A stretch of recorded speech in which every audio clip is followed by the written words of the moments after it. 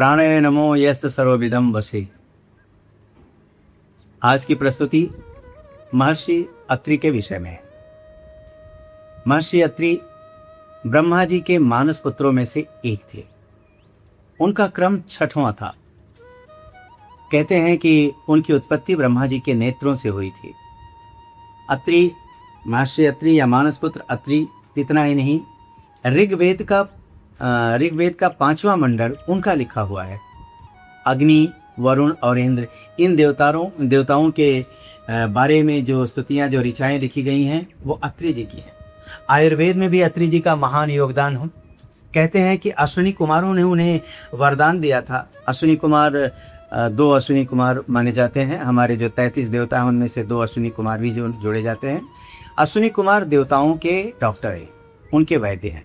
तो अश्विनी कुमार ने इन्हें आशीर्वाद दिया था कि वो हमेशा चिरंजीवी यौवन को प्राप्त करेंगे, हमेशा युवा रहेंगे, ऐसा कुछ करते।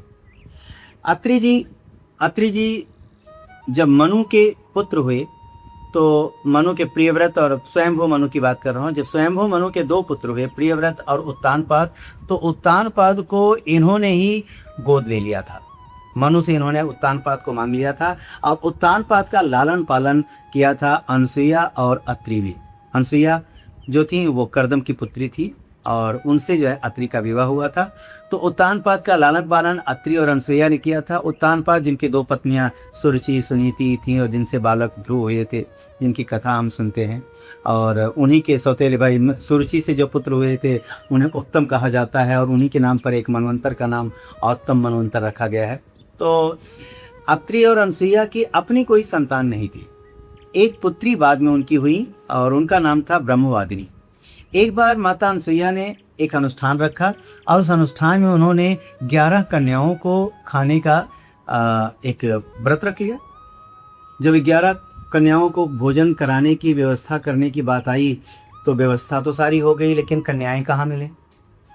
अन्य आश्रमों में देखा गया और जगहों पर देखा गया तो उस समय जो है कन्याएं उपलब्ध नहीं थी। उनकी अपनी एक पुत्री ब्रह्मवादिनी, अब बाकी पुत्रियां कहाँ से आएं।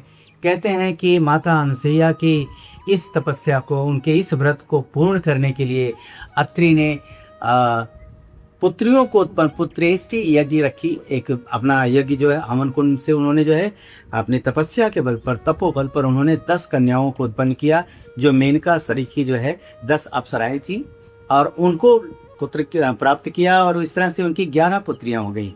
ब्रह्मवादिनी और मेनका समेत और 10 जो अप्सराएं थीं। तो इन 11 पुत्रियों से किसी तरह से अनसुईया का व्रत रहा।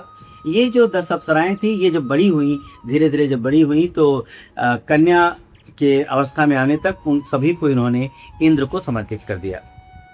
एक कथा है कि एक बार ब्रह्मा, विष्णु, महेश, इन तीनों जनों ने अपनी पत्नियों के दबाव में आकर के सती अनसुईया की जो है परीक्षा लेनी चाहिए और परीक्षा में उन्होंने उनसे कहा कि वो नग्नावस्था में बिना वस्त्र के वो उनके लिए भोजन तैयार करें और उन्हें उसी चाव से भोजन कराएं, तभी वो उनके घर भोजन करेंगे।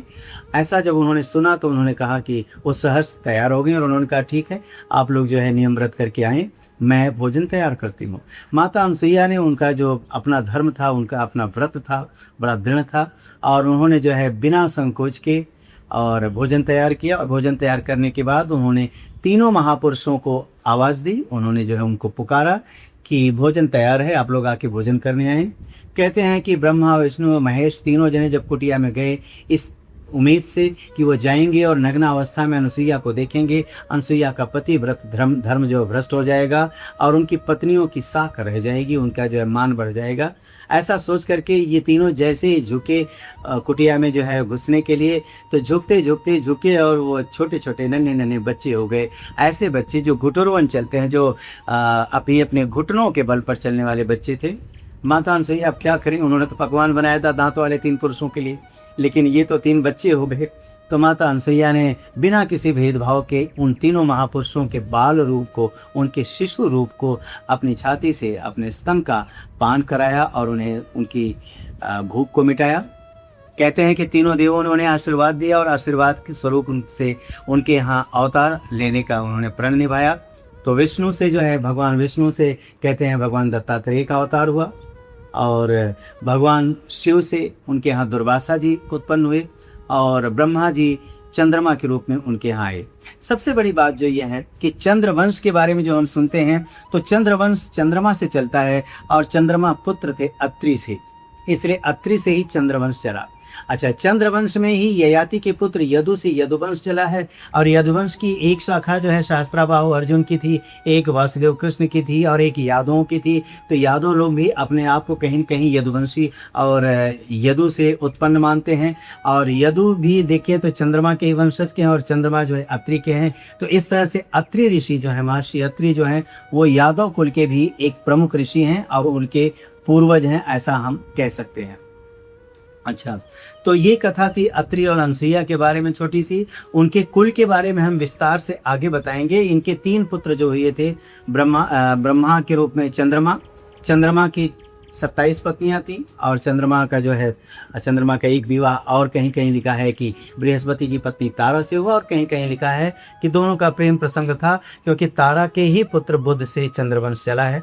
तो उनका था दत्तात्रेय, महर्षि भगवान दत्तात्रेय जो है सन्यासी थे और उनके बारे में बहुत ज़्यादा कुछ जो है बातें नहीं मिलती। उनका एक आश्रम है और उत्तर प्रदेश के आजमगढ़ ज़िले में इन तीनों भाइयों का, दुर्वासा, चंद्रमा और दत्तात्रेय, तीनों का आश्रम है। कुछ कुछ किलोमीटर की दूरी पर अलग अलग नदियों के किनारे उनके आश्रम है।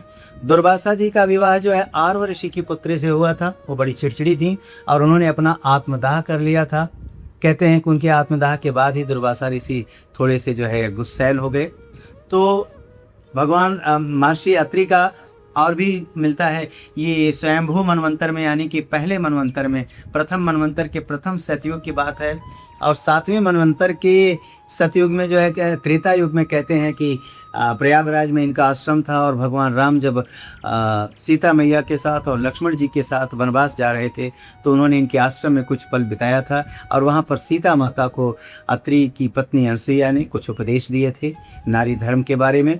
तो अत्रि और अनसुईया दाम्पत्य जीवन के सबसे प्रमुख व्यक्तित्व हैं। किसी के लिए जो है, कहते हैं कि जैसे किसी को आशीर्वाद देना हो तो आमतौर पर राम और सीता का आशीर्वाद लोग नहीं देना चाहते, क्योंकि कहीं न कहीं से जो है उनके 36 गुण मिले थे लेकिन 36 दिन भी शायद एक साथ जो है नहीं बिता पाए। अत्रि अनसुईया दाम्पत्य जीवन के सबसे प्रमुख एक तरह से कर सकते हैं कि पात्र हैं। तो भगवान महर्षि अत्रि की ये कथा थी छोटी सी। उनकी और कथाओं के बारे में हम एक बार विशेष तौर से मंडलों के बारे में, जो है ऋग्वेद के मंडल में जो ऋचाओं का उनका योगदान, उसके बारे में हम एक बार फिर से आपके सामने आएंगे। लेकिन अभी तो इतना ही, फिर हम अगले अध्याय में किसी और कथा के साथ आएंगे। तब तक के लिए पुरंधिम जनया प्रेता जयता नर।